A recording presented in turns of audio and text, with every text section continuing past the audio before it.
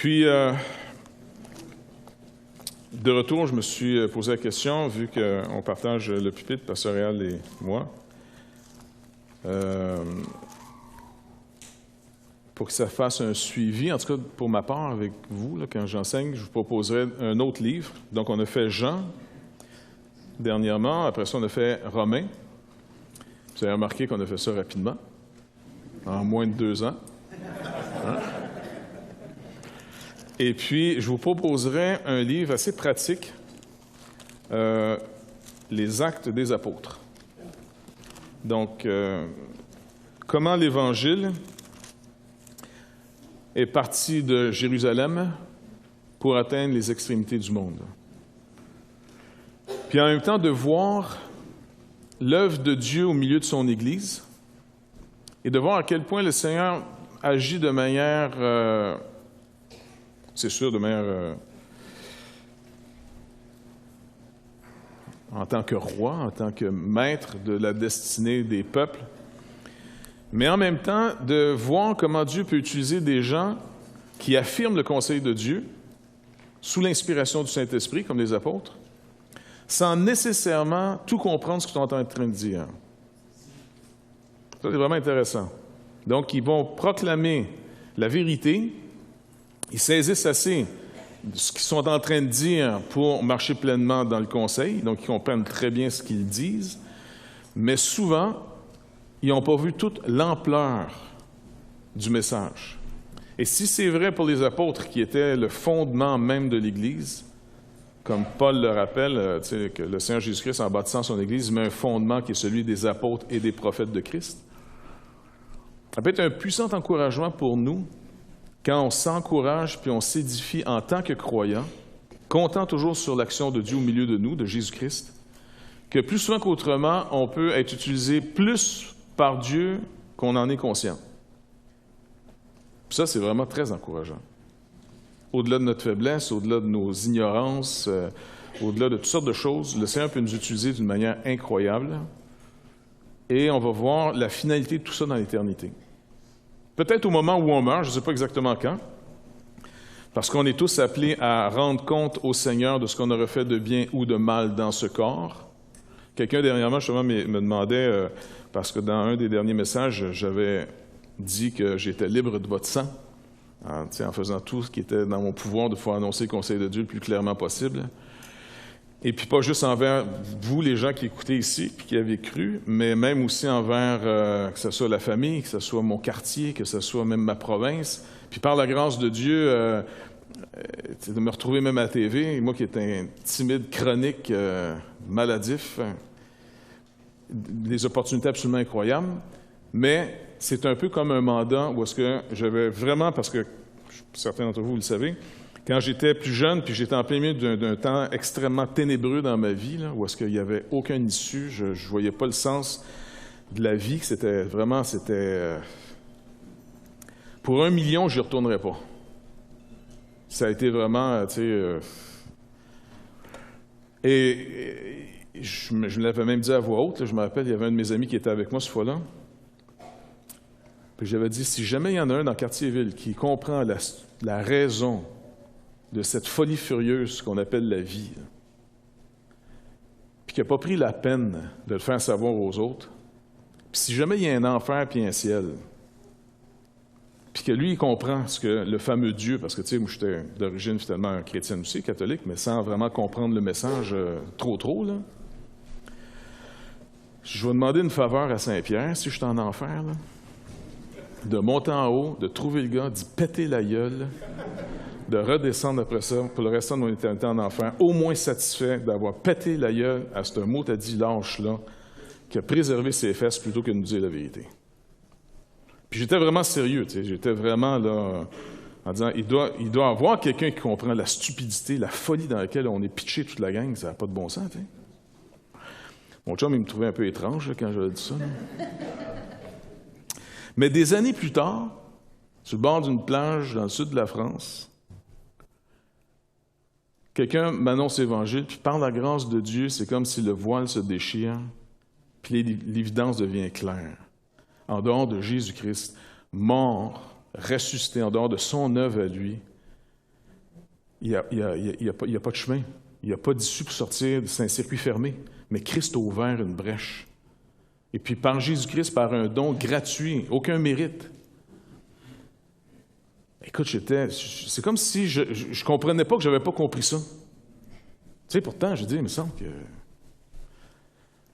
Puis pendant plusieurs jours, j'étais extrêmement heureux, puis j'avais demandé au Seigneur qu'il confirme. Je suis dedans, là, c'est tout ça. Puis tu sais, le Seigneur confirmait. Fait que là, j'étais sur le bord de la plage, j'étais dans un petit camping, là. Puis comme c'est mon habitude de chronique depuis que je suis tout petit, je ramasse des petites roches à la plage. Tu sais.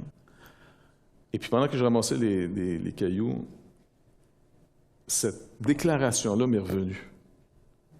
Je me vois exactement dans les escaliers de chez mon ami qu'on monte chez eux, en train de dire « S'il y a un écœurant qui connaît la raison pourquoi on est pitché ça, puis qu'il ne l'a pas dit, j'y pète la gueule. » Fait que c'est comme si le Seigneur me disait « Ben, l'écœurant, c'est toi, c'est ça. »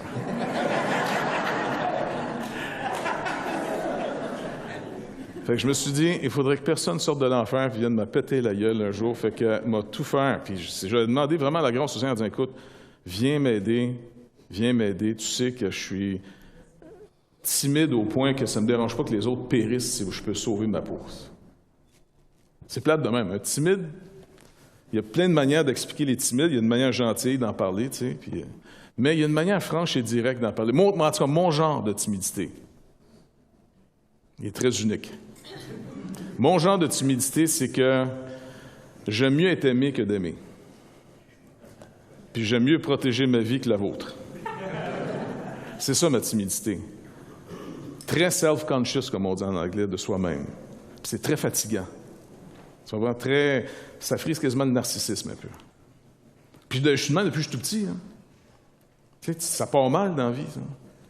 C'était même pas 3-4 ans, puis t'as peur d'avoir l'air fou. Tout le temps. Puis qu'un jour, tu reçois l'Évangile, puis le Seigneur dit « OK, il faut y aller ». Là, tu sais qu'en prêchant l'Évangile, tu as l'air fou tout le temps. Tu sais, parce que tu te rappelles comment tu l'entendais, l'Évangile, avant que le voile se déchire, puis tu le comprennes. Tu le sais comment ils vont l'entendre. Tu le sais. Puis ça a été un énorme défi. J'ai dit à Dieu, longtemps, ça ne me dérangeait pas qu'un gars de l'enfer monte puis le pète la gueule, je pas grave, j'ai récupéré dans l'éternité. Et puis quand je voyais les autres partir faire de l'évangélisation sur les places publiques, j'y allais, je me tenais loin, je faisais la foule, tu sais, je faisais... Mais j'étais mal pour eux autres. C'était même pas être terrifié, je ne peux même pas vous expliquer, c'est même pas avoir peur de se battre. C'était quelque chose qui me paralysait, mais littéralement me paralysait. Pas capable de parler publiquement pour Jésus-Christ. À la limite, pas capable de parler de grand-chose non plus publiquement, là, vous allez me dire. Puis, je ne sais pas quelle manière que Dieu s'y est pris. Quand j'ai dû revenir chez nous, parce que j'étais en France, puis j'ai tiré ça le plus longtemps possible, parce que je ne connaissais pas d'églises qui, comme ces églises-là qui m'avaient annoncé l'Évangile, j'en connaissais pas chez nous, j'en connaissais pas. J'avais jamais rencontré un chrétien de type évangélique. Mais j'avais d'autres chrétiens catholiques, ainsi de suite, mais pas évangélique. Puis j'ai appris un jour qu'une petite église où on passait sur O'Brien régulièrement, quand on venait de chez mon grand-père, là, il y avait une église qui s'appelait Val-Royal Baptist Church. Puis moi, dans ma tête, j'ai toujours pensé que c'était une église qui appartenait à un commerce qui s'appelait Val-Royal, qui était une quincaillerie sur Laurentien. Je disais, c'est pas pire, ils ont leur église. Tu sais. Fait que c'est pour vous dire un peu ma culture du monde évangélique. Puis j'étais sûr que Billy Graham était un évangélique, mais style américain. Mais pas évangélique, mais un catholique style américain. Tu sais, les Américains sont toujours un peu particuliers. Fait que je me dis, ben eux autres, c'est leur manière d'être chrétien, c'est le même. Puis même si des fois, à la télé, on entendait son message, je l'entendais, mais ça ne me touchait pas, je ne comprenais pas. Pour moi, j'avais l'impression que c'était réglé. Je suis né au Québec, j'étais baptisé quand je suis petit. À l'école, on allait tous les premiers vendredis ou le dernier vendredi, je ne me rappelle pas, on allait à l'église, là, qui était sur l'autre bord de la rue, pour la confession des péchés. On fait de la première communion, la confirmation avec l'évêque qui était là. Moi, premier job, servant de messe. buvais de l'eau bénite une fois de temps en temps pour être sûr que ça marche. Tu sais, je veux dire, pour moi, dans ma tête, tout était... Ça doit être ça, la vie chrétienne. Je veux dire, c'était pas plus compliqué que ça. J'avais pas jamais eu une confrontation, sauf que, en allant dans la vie, puis en rentrant dans l'adolescence, tu réalises que tu fais des mauvais choix, tu es en train de tout perdre, et puis tu te réveilles un jour dans une angoisse absolument phénoménale, au point que tu te demandes si la mort peut pas être mieux que de continuer à vivre. Mais, vu que j'étais trop heureux, je n'ai pas pris cette option-là, tu sais, mais honnêtement, il y a des fois que tu veux mourir puis ça arrête. Tu veux que ça arrête. Tu n'en peux plus de vivre cette angoisse-là. C'est l'incertitude totale. De ne pas être capable de trouver un sens à ce qu'on est en train de faire. Ce qui affecte énormément ta motivation, ton énergie, d'aller à l'école, faire des travaux, pour finir dans une job. Et puis, un autre job que j'avais dans cette période-là, à la fin, c'était je travaillais à l'hôpital du Sacré-Cœur. Et je m'occupais d'amener la nourriture sur les étages. Fait que quand tu es déprimé, tu es à l'hôpital, c'est pas ce qui te remonte le moral le plus souvent, parce que tu dis, bon, mais ici, c'est le terminus. Tu vas travailler fort toute ta vie, tu vas bûcher, tu vas faire... pour finir ici. Dans du délire, à te faire changer des couches. Je sais pas, peut-être en partant en souffrance terrible, tu sais pas. Fait que, puis le Seigneur me laissait dans mon jus longtemps. J'avais beau crier à Dieu s'il existait. Puis Dieu, dans sa bonté, aujourd'hui je le comprends un peu mieux, mais dans sa bonté, il ne m'a pas délivré tout de suite. Il y a une certaine pédagogie, je pense, à la souffrance qu'il ne faut pas éviter. Quand tu souffres longtemps, puis qu'un jour on t'amène la délivrance, tu l'apprécies énormément. Pas vrai? Tu sais, quand tu as bien mal, puis ça dure, puis là, tu sais, puis un jour, là, quelqu'un te donne quelque chose qui fait que le mal s'en va. Puis tu sors ta tête de l'eau, puis tu commences à marcher dans une vie que ça y est, il y a un sens. Au milieu d'une folie furieuse qui continue à régner, il y a un sens. Tu l'apprécies, tu ne veux plus jamais perdre ça. Le monde a beau te chanter les chansons qu'ils voudront, des chants de sirènes pour que tu ailles les rejoindre, tu dis non, on a oublié ça. Tu sais. Surtout quand ton Dieu qui te rachète te dit non, tu peux user le monde, utilise-le, il n'y a pas de problème. Mais ne sois pas attaché au monde. Parce que le monde pense. Les époques pensent. La jeunesse pense. Tout pense. Mais ma parole demeure éternellement. Et ça, c'est quelque chose d'incroyable. Fait que j'aimerais ça qu'on puisse voir comment les apôtres qui ont passé 3 ans avec le Seigneur Jésus-Christ, qui ont marché avec lui, qui ont vu, qui ont entendu des choses que jamais dans toute l'histoire de l'humanité, un groupe d'hommes a vécu ce qu'ils ont vécu. Même Jésus lui-même leur dit, vous ne réalisez pas le privilège que vous avez. Des rois et des prophètes ont désiré ardemment voir et entendre ce que vous voyez et entendez. Puis ça ne leur a pas été donné à eux. Et puis, le Seigneur choisit 12 personnes ordinaires. 12 personnes qui n'avaient pas d'histoire. 12 personnes qui auraient été totalement ignorées dans l'histoire de l'humanité. Les gens qui restaient finalement en Galilée, qui étaient dans la région d'Israël de l'époque, d'abord sous le contrôle des Romains, ils ne se contrôlaient même plus comme pays, ça n'appartenait plus. Non seulement ça n'appartenait plus, mais en plus, ils vivaient dans une région où le sud du pays, qui était la Judée, avec Jérusalem, Bethléem, toutes ces places-là, était comme un peu le lieu snob de la place, où c'est là que ça se passait. Là, tu sais. Eux, les apôtres, la majorité d'entre eux vivaient finalement dans le nord du pays, où est-ce qu'il y avait un fort mélange avec les autres nations. Donc, on appelait ça la Galilée des païens. Et les Juifs qui y vivaient étaient vraiment considérés comme étant un peu les losers de la nation. Tu sais, ce n'était pas du monde qu'on prenait très, très au sérieux. La preuve, lorsqu'un jour, certains disciples vont annoncer qu'ils ont trouvé le Messie, celui dont Moïse parle, un certain, je pense, c'est Nathanaël. Je pense que c'est André qui le mentionne, je ne suis pas sûr. Là. Nathanaël, dans une franchise absolument incroyable, qui lui aussi est de là, il est de Cana, l'autre village d'à côté. Là, puis entre villages, souvent, les gens ont le don même d'un fois de ne pas s'apprécier. Là, ils disent, on l'a trouvé, et puis il est de Nazareth. Ouais, là, c'est mis à rire en disant Nazareth. Je ne sais pas, c'est comme si quelqu'un de Quartier-Ville, tu comprends, quelqu'un vient le voir et dit « Hey, on a trouvé le Messie. » « Ah oui, il est de Chomédé. » « Chomédé! » J'ai pu te sortir quelque chose de bon de Chomédé. Parce que même entre Quartier-Ville et Chomédé, il y avait un genre de snobage. L'autre bord du pont, je sais pas, tu dégradais dès que tu passais de l'autre côté. Laval, 450. Mais loin de ça, puis le Seigneur décide quand même de faire l'œuvre. Je veux dire, toutes les œuvres humaines qui se sont faites dans l'histoire de l'humanité, c'est même pas quand Israël est dans sa gloire sous David ou Salomon qu'il a décidé de faire l'œuvre. Il s'attend quand Israël est carrément ignoré. C'est un genre de... C'est au bout de l'Empire. T'envoies tes généraux que t'aimes pas, là. On va t'envoyer en Palestine si tu nous écœures encore. Non, OK, tu sais. Et puis finalement, dans le pays même, il choisit, puis il l'avait prophétisé, il l'avait annoncé que ce serait dans la région de Naphtali, Zabulon, que c'est là finalement qu'une grande lumière se lèverait.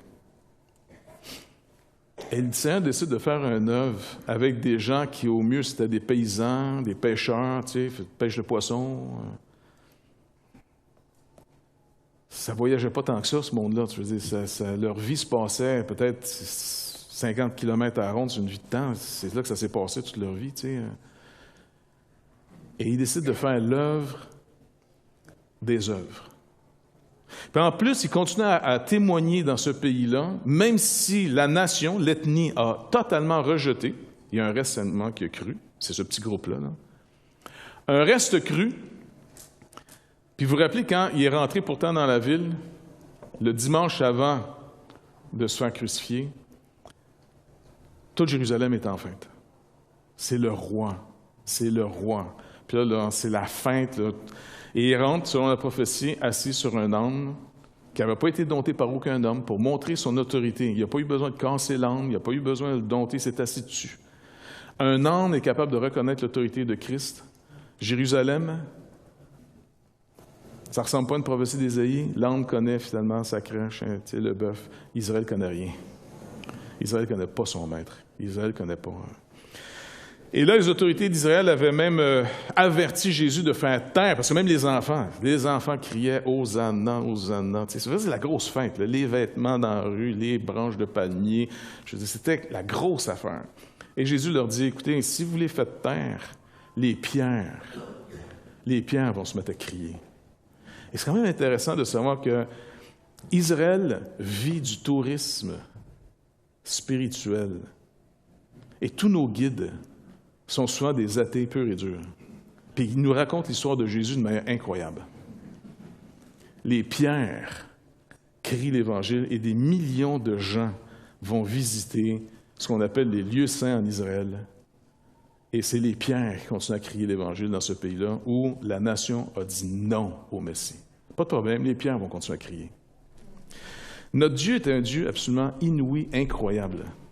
Dans un monde qui ne fait aucun sens, il est une lumière au bout du tunnel. Il est vraiment le sens dans la folie. Au milieu de la folie régnante, puis la nôtre, il est là calme, régnant, en contrôle. Et il dirige toutes choses vers un but, d'amener plusieurs frères et sœurs, rachetés, adoptés, dans la maison de son Père. Un peuple immense. Et de tout temps. Anita est partie finalement à l'éternité, qui finalement, à la fin de ses jours, a entendu l'Évangile, entre autres par Pasteur Clermont, par Normand. Son mari a donné le témoignage suivant à propos d'Anita. Écoute, je ne la reconnais plus. C'est pas la même femme. C'est pas la même personne. Et c'est une femme super gentille. Anita, c'est le type de personne... Ils sont tellement gentils, ce monde-là, tu te demandes, ils ont-tu besoin du salut, coudonc? Parce que ceux qui leur annoncent le salut, des fois, sont pires que ces gens-là qui en... Et puis, mais un jour, oui, elle a reconnu qu'elle avait besoin du Seigneur, parce que ça ne fait pas de sens mourir. Ça ne fait pas de sens mourir. Puis selon les statistiques, il paraît que c'est à 100%. C'est la statistique de 100% que tout le monde va mourir, pareil. Donc, Elle a reçu Christ comme son sauveur. Le Seigneur, finalement, a fait la grâce, il a déchiré son voile en disant « Anita, tu as besoin de moi. » Puis elle l'a reçu. Son mari ne la reconnaissait pas, puis même, c'est Normand qui me témoignait ça hier, on soupait chez eux, puis avec Carole, tout ça. Puis elle a témoigné, elle a dit « Écoute, je me sens quasiment mal de dire ça, j'ai hâte de mourir et de le rencontrer. Moi, là, j'ai hâte que ça soit fini, ça se dit-tu, tu sais, en voulant dire, je suis normal, moi, là, tu sais. J'ai hâte. Tu sais, au travers de tout ça, ça y est, je viens de voir la raison qui avant m'échappait complètement. Avant, c'était ma maison, ma job, ma carrière, mon développement personnel, tout ça s'écroule, la maladie, ça vient tout chercher. Puis là, Jésus arrive devant elle en disant, je t'invite chez nous. Je t'invite et je te donne le droit de devenir enfant de Dieu. Faut pas oublier ce mystère-là. Il y en a juste un qui a le droit de dire que je suis enfant de Dieu, et c'est la deuxième personne de la Trinité qui s'est faite homme. Jésus-Christ, le Fils de Dieu. Lui, il est par nature. Il l'est par origine. Il l'est par génération. Toutes choses ont été faites par lui et toutes choses sont faites pour lui. Et Dieu, dans son amour incroyable, le Père, nous a donné le Fils afin que quiconque croit en lui soit invité à passer l'éternité sur la terre, qui va être totalement renouvelée, une nouvelle terre, où là, on va vivre enfin la vraie lumière, la justice, l'amour de Dieu. Il n'y aura plus de péché, il n'y aura plus de fou, il n'y aura plus de tyrannie, il n'y aura plus de guerre, il n'y aura plus de maladie mentale, il n'y aura plus rien. On va être normal. À la limite, on ne sait même pas c'est quoi. On va dire, wow, c'est comme ça être normal, c'est le fun, hein? On est bien. Plus de terreur, plus de larmes. Puis le Seigneur dit, écoutez, l'invitation est toujours ouverte, hein? Si vous n'êtes pas là, c'est que vous avez négligé de ne pas être là. Comment échapperons-nous en négligeant un si grand salut? C'est même pas d'être contre à 100%. Ah, je suis comme rien savoir. Non, c'est juste, demain. Mais il n'y en a peut-être pas de demain. Il y a un tyran qui vient de passer dans l'éternité. Hein? Je ne sais pas dans quelles conditions il s'est retrouvé devant le Seigneur. Dieu, dans son amour, l'a peut-être même sauvé à la fin de ses jours. Ça serait un scandale. Mais Christ est venu sauver ce qui était perdu. Je ne sais même pas comment il est parti dans l'éternité, mais je sais une chose, pas bien vieux. Et quoi, il avait 63 ans. Qui a plus que 63 ans ici? Bon, ça, il vous a dépassé. Le gars est parti, une crise de cœur, bing, pow. Et là, s'il a pu échapper à la justice des hommes, parce que ça a l'air qu'il y avait le don d'échapper à la justice des hommes, beaucoup de gens ont péri. Beaucoup de gens ont été terrorisés par ce gars-là et son régime. Le Seigneur Jésus-Christ nous a garanti une chose. Ou bien il paye, et ça a été un paiement où Jésus-Christ lui-même, quand il a payé la dette et il a subi la colère de Dieu, le gars qui était habitué de voir du monde mourir, tu sais, le Romain qui tuait du monde à côté du soldat, qui était un exécutant un gars qui tuait, là. Quand il a entendu le Seigneur crier, puis ses déclarations finales, puis il l'a vu mourir, il dit « Certainement, celui-ci était fils de Dieu. » Fait que, ou bien la dette est payée par le Seigneur Jésus-Christ, ou bien Jésus-Christ lui-même nous l'a assuré, et ça, pour tous ceux qui se demandent si l'enfer existe, là, puis c'est plus à la mode, là. Le problème avec l'enfer, c'est que ça n'a rien à voir avec la mode. L'enfer n'existe pas quand on en parle, puis n'existe plus quand on n'en parle plus. C'est pas une question de « Ah, non, l'enfer n'a pas gagné ses élections. Pas assez de monde qui vote pour ça en ce moment. » Non. Le Seigneur Jésus-Christ lui-même, qui n'est pas quelqu'un qui a voulu faire peur aux foules, mais qui les a, par amour, vraiment avertis dans la vérité, a dit « Tout le monde va rendre compte. » Puis pas juste ce que tu as fait, ce que tu as dit, qui fait des choses en passant, et ce que tu as pensé.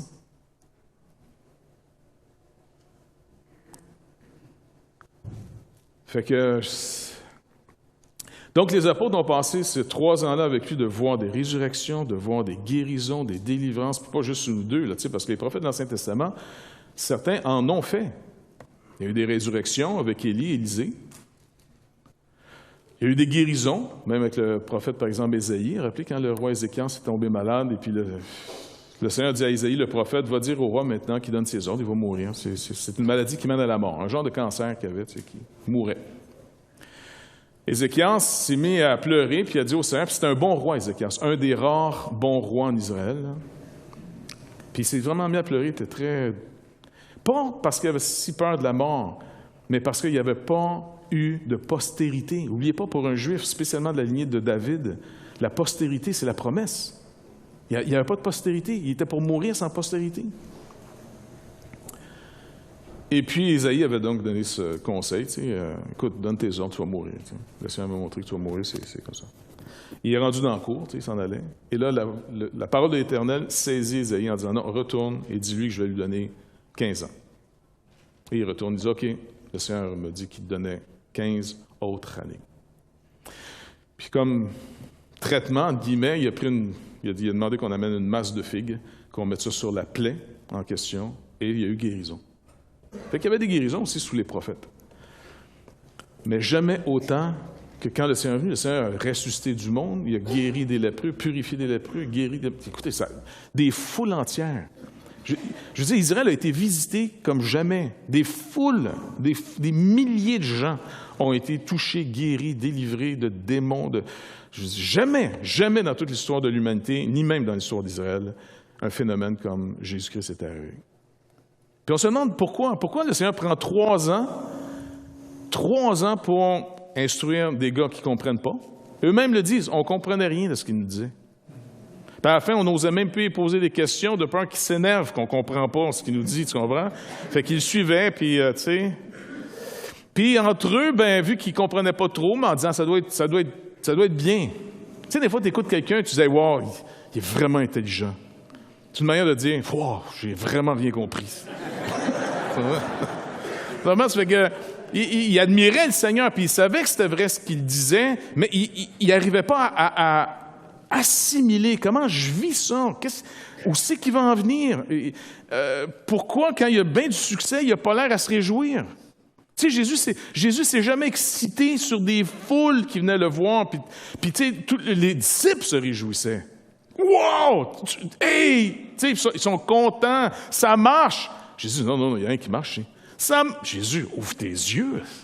La multitude est de notre bord. Même les autorités à Jérusalem disaient, écoute, là, il faut faire quelque chose. On ne gagne rien de le laisser agir. Il est en train de gagner tout le monde. Les autorités le voient, les disciples le voient. Le seul qui dit, non, on ne gagne rien ici. C'est que donc, Jésus, il n'y a pas un complexe en psychologie qui fait que tu as peur du succès ou chose de genre? Non, il n'y a pas... Il me semble quelque chose là, dans le genre, qu'il y en a qui avortent le succès eux-mêmes, tu sais, trop peur. Peut-être les psys l'étudieraient en disant, non, il craint le succès. Jésus dit, mon pauvre toi, il n'y a pas de succès ici. La preuve, vous allez tous m'abandonner.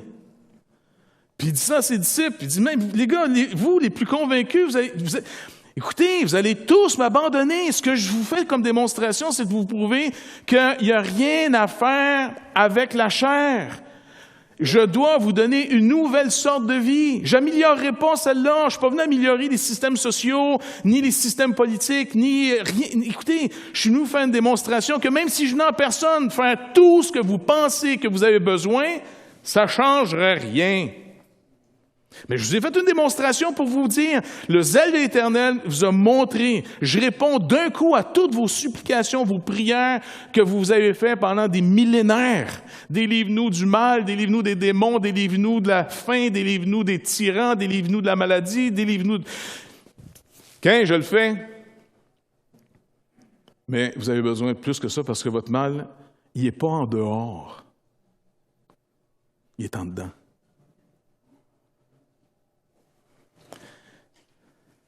Et les disciples eux-mêmes sont là, Jésus, écoute, ça marche.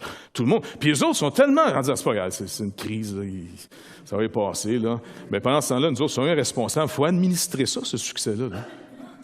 Là. Moi, je vous propose, moi, Pierre, d'être le premier ministre. Non, parce que honnêtement, il faut quand même mettre de la structure là-dedans. Là. Jésus, il part un mouvement, lui. Il n'a pas réfléchi qu'il faut administrer ça. Là. Fait qu'il faudrait savoir, là, c'est la hiérarchie ici au milieu de nous autres. Là. Moi, je pense que... Puis Mathieu dit, attends, wow, Pierre, tu te t'auto-promo? Non, je ne fais pas d'autopromotion de ma part. Écoutez, les gars, on va étudier le sujet comme il faut, là. Quand Jésus a ressuscité la petite fille, là, il en a pris 3 de la gang avec lui. C'était qui, les 3? Pierre, bon, Jean et Jacques, ça portait mes valises. Sur la montagne, en passant, les gars, on a rencontré Moïse et Élie. Qui c'est qui était sur la montagne? Et mes porteurs de valises. Les porteurs de valises, eux autres, disent à leur mère, « Écoute, Pierre commence à prendre un peu trop de place, peux-tu aller voir Jésus? » Parce que la mère des porteurs de valises, Jacques et Jean, pourvoyait au voyage missionnaire. Jésus, il ne faisait pas des miracles de multiplication de pain en disant « Amenez un sandwich, je trouve ça vraiment un bon que vous aimez, là, parce qu'on va en manger pas mal. » Non, il partait, et puis les femmes qui avaient une prospérité, la mère de Jacques et de Jean était riche, Mme Salomé, et d'autres femmes, c'était elle qui pourvoyait financièrement je pense qu'il avait fait 3 voyages en tout dans ces 3 ans. Fait que ça coûtait une organisation de voyage. Donc, quand on part en Haïti, on est là, on calcule les budgets, toutes les affaires, la nourriture, toute la logistique. C'était la même chose avec Jésus. C'était pas à coup de miracle qu'il partait. Il vivait dans la vraie vie. OK? Et vu que Mme Salomé avait quand même sorti le portefeuille souvent, elle est venue voir Jésus pour lui demander une faveur. Je te demande une faveur, elle dit, puis je voudrais que tu me l'accordes. Je voudrais pas que tu me la refuses. Je sais pas quel genre de madame c'était, tu sais. Une femme d'affaires. Et qu'elle dit, bon, quand tu vas rentrer dans ton règne, là, j'aimerais que tu puisses placer mes 2 fils, un à ta droite et l'autre à ta gauche. Là, Pierre vient de se faire bumper, lui. Ça va? Et les autres disciples s'énervent aussi. Est-ce que vous voyez un petit peu le scénario? Comment c'est tellement humain? Comment c'est Je veux dire, avoir voulu écrire un livre pour faire une religion, me semble que t'embellis tes gars. Pas vrai? Me semble que t'es rend plus spirituel que ça. Me semble que t'es rend plus noble, plus digne, plus... Non, je laisse... Pas en tout, ils sont là. Je prends, merci. C'est la vérité. Pourquoi? Parce que ces choses sont écrites pour notre instruction, notre encouragement. Nous sommes comme eux, exactement comme eux, et nous avons aussi une foi du même prix qu'eux. Car le même Seigneur qui les a choisis, qui les a pris, qui les a amenés avec lui, et qui leur a dit, écoutez, quand ça va être le temps, non seulement la foule, non seulement les autorités, mais vous aussi, vous allez m'abandonner. Mais j'ai prié pour vous. Puis quand je vais revenir, vous allez continuer. Vous allez faire de plus grandes choses que j'ai faites encore, quand je serai avec vous. Et comme les disciples, nous aussi, souvent, disent, ah, moi, je ne l'aurais pas abandonné, le Seigneur. Il ne faut pas dire des choses de même. Ça vous annonce une très mauvaise semaine qui s'en vient. Habituellement. Fait que dites-le pas, pensez-le doucement en vous-même.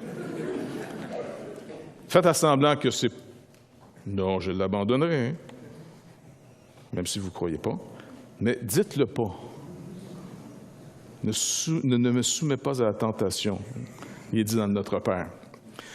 Alors, finalement, eux aussi, mais c'est pas grave, le Seigneur dit, mais Pierre, j'ai prié quand même, parce que Pierre lui-même dit, ah, moi, je mourrais si, même si, OK, peut-être eux autres, Matthieu, peut-être, mais moi, je meurs pour toi. Je donne ma vie pour toi. Je vais mourir pour toi. Moi, je suis sûr que Pierre est très sincère quand il dit ça.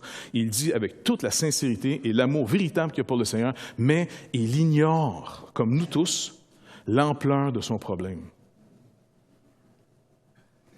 C'est pour ça que Paul nous dit, n'ayez pas une trop haute opinion de vous-même. Ça ne veut pas dire de se dénigrer. C'est-à-dire, écoutez, si vous avez à espérer que ça marche, espérez en Dieu. Espérez dans l'œuvre de Jésus-Christ. Espérez dans son action puissante par son esprit. Espérez qu'il peut faire beaucoup plus qu'on peut imaginer avec pas grand-chose, en d'autres mots, nous autres. Et persévérez, parce qu'il peut faire ce qu'il promet. Bref, ces hommes, un jour, vont tout perdre. Jésus va être crucifié. Et même quand il est ressuscité, ils n'ont pas cru. Marie-Madeleine, une femme hors du commun, une femme qui apprécie énormément le Seigneur, une femme que Jésus finalement a délivrée de 7 démons, qui était tombée dans la prostitution, qui était un rejet, un échec total. Il en a fait une femme qui était... Elle aimait tellement le Seigneur.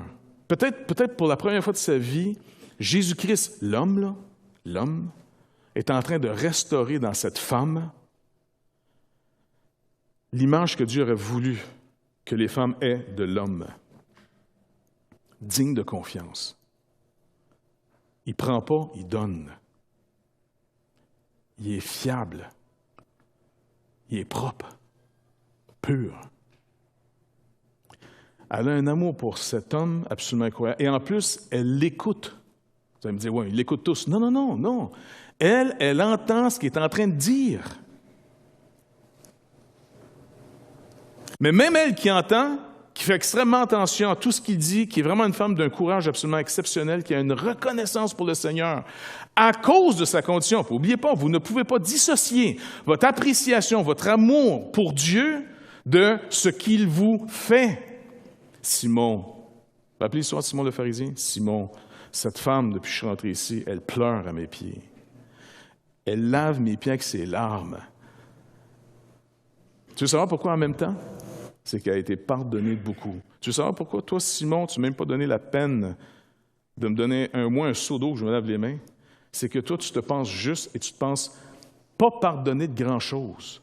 Ta reconnaissance ne peut être qu'une reconnaissance. Elle a reconnu qu'elle a été pardonnée de beaucoup. Toi, Simon, tu reconnais que tu es pardonné de peu. Et vous ne pouvez pas avoir plus de zèle, d'amour, puis de passion pour Dieu en fonction du contraste que ça produit de ce qu'il a fait pour vous. Ce n'est pas vous qui avez aimé le Seigneur le premier. Nous n'avons pas le pouvoir de l'aimer par nous-mêmes. Nous l'aimons en reconnaissance. Vous me suivez? Donc, ce n'est pas une question de dire, moi, prier plus, moi, l'aimer. Non. Ce n'est pas une question de prier plus pour l'aimer, les plus stables pour l'aimer. Non, c'est une question de, OK, Seigneur, je suis prêt à ce que tu me montres de quel genre d'amour tu m'as aimé pour que je sois appelé enfant de Dieu. Et oui, je vais laisser toutes tes exigences, toute la sévérité de ta loi me parler et je ne prendrai aucun raccourci. Je ne prendrai jamais les moyens de ce monde pour essayer d'enlever ma culpabilité. Parce que le monde se donne un évangile. Si on a rejeté au Québec l'évangile de Jésus-Christ, pensez pas que les gens ne se sont pas donné un autre évangile. Comment on règle le problème de la culpabilité qu'on a tous? L'angoisse qu'on a tous, cette séparation qu'on a avec Dieu de vivre dans les ténèbres, de se demander c'est quoi le sens de la vie. Le Québec s'est donné un autre genre d'évangile avec ses nouveaux prêtres, cette nouvelle religion de l'humanisme, de l'athéisme, du matérialisme. Et puis, on essaie de déculpabiliser. C'est pour ça que même nos tribunaux n'arrivent plus à mettre, carrément dans le sens, les sentences bibliques, c'est vie pour vie. Un gars, dernièrement, dit « Oui, je l'ai tué. Je l'ai tué, je l'ai décapité, je l'ai mis en morceaux, je l'ai mangé. » Ben oui, certainement. Mais je me déclare pas coupable. Moi, je suis là, on est rendu dans le monde des fous. Ben, les fous mènent la barque. Les fous sont en charge maintenant du procès. Et puis les tribunaux savent, bon, c'est vrai, bon, wow, ça va être difficile. Tu te dis, mais mon poteau, il vient de te le dire, il l'a tranché, il l'a slicé, il l'a mangé, il a tout fait, il l'a dit, mais il dit, je suis pas coupable. J'ai eu un moment de folie. Ouais. On va te mettre dans un donjon. On va prendre la clé, on va l'avaler. Et puis on viendra te chercher dans 1000 ans. Si t'es fou. Puis si on n'a pas les médicaments pour ça, tu t'en vas là, tu ne bouges plus de là pour le restant de ton temps. Non, vous allez voir. Ils vont tellement être mêlés, le gars, peut-être dans 10 ans, il est sorti. On a un évangile, n'oubliez pas, si ce n'est pas le véritable évangile qui enlève la culpabilité, on s'est donné un autre genre d'évangile pour se débarrasser de notre méchanceté, de notre folie, de nos désespoirs. Je veux dire, on ne condamne plus du tout la fornication, l'adultère, je ne sais pas moi, même le vol. Non, tu sais. Il y en a un que j'aime pas, en passant, un animateur de radio que j'aime pas, mais des fois, il est intelligent. Puis dernièrement, il interviewait quelqu'un, elle commence à dire, moi, vous savez, il était malheureux. Elle dit, stop, OK, non, on ne veut plus l'entendre, celle-là. Ah, il a été malheureux, puis ça lui donne quoi, le droit d'écœurer tout le monde après, tu sais? Puis il a commencé, je dis, il y a des éclairs de génie encore un peu des fois, tu sais. Il y en a qui sont encore capables de dire, non, je refuse de marcher dans cette marmelade. Hors de question. C'est fini, on arrête, là. Il y a des conséquences à ce qu'on fait. Et c'est pour ça que si on veut être des chrétiens qui ont un zèle pour Dieu, une passion pour lui, ça ne vient pas à coup de jeûne et prière. Même s'il faut prier, des fois jeûner, s'humilier devant Dieu en disant, il faut que le Seigneur mette tellement ça clair, ses exigences. Écoutez, si pour vous, vous vous sentez même pas coupable d'avoir pensé, par exemple, je ne sais pas moi, penser de tromper quelqu'un, si votre conscience, là, elle s'en tire, de ne pas se sentir coupable, par exemple, de ne pas être généreux, de ne pas être littéralement l'image de Christ. Si vous ne vous sentez pas coupable de ça, c'est que vous avez mangé un autre évangile qui vous enlève la douleur que seul Christ peut vous donner en vous pardonnant et que ça produit le zèle que produit l'Évangile. Beaucoup sont incapables de témoigner parce qu'ils n'ont rien à dire. D'autres, c'est plus fort qu'eux autres parce qu'ils sont dans un esprit de reconnaissance. Écoutez le mot, reconnaissance, connaître à nouveau. Je reconnais ce qui vient d'être arrivé. Je reconnais mon état et l'amour que Dieu a eu pour moi. L'amour que Dieu a pour moi, il est en fonction du besoin que j'ai de cet amour. Pas de besoin, pas de relation. Les apôtres ont fini en échec total. Pierre, qui représente un peu tout ça, va renier le Seigneur. Je le jure que Dieu me frappe dans sa colère si je vous dis un mensonge. Je vous le jure, je ne le connais pas. Et Jésus y avait dit, on est dans la même soirée. Le gars est prêt à tuer pour Jésus. Jésus dit, non, Pierre, écoute, m'a peut-être être dur avec toi un peu, là, mais gars, avant que le coq ait chanté, tu vas avoir renié déjà 3 fois. Tu vas avoir juré que tu ne me connais pas. Moi, je suis sûr que Pierre est complètement... Jésus, t'es tellement démotivant et que t'es négatif. Non, Pierre, je te dis exactement ta condition que tu ne peux pas voir. Pierre, t'es désespérant. Pierre, je te l'avais dit, c'est impossible aux hommes. Pas rien qu'aux hommes en général, à toi, Pierre. Tu vas vivre la démonstration ce soir comment tu n'es pas fiable. Tu es un lâche. Et comme de fait, Pierre renié le Seigneur. Et à la dernière fois, la 3e fois, Jésus, qui est en plein interrogatoire intense, il s'est tassé pour juste regarder, trouver du regard Pierre pour aller le chercher. Moi, je suis sûr que le regard de Jésus n'était pas un regard menaçant en disant « Toi, mon écœurant, tant que je ressuscite, moi. On va se parler au retour. » Non! Moi, je suis sûr qu'il le regardait avec plein de compassion en disant « Pierre, s'il vous plaît, veux-tu bien faire confiance à ce que je te dis? Arrête de douter toujours ce que je te dis. Vous avez jamais cru. » C'est ça que Jésus est en train de nous dire depuis tout le temps. Vous ne me croyez pas quand je vous parle.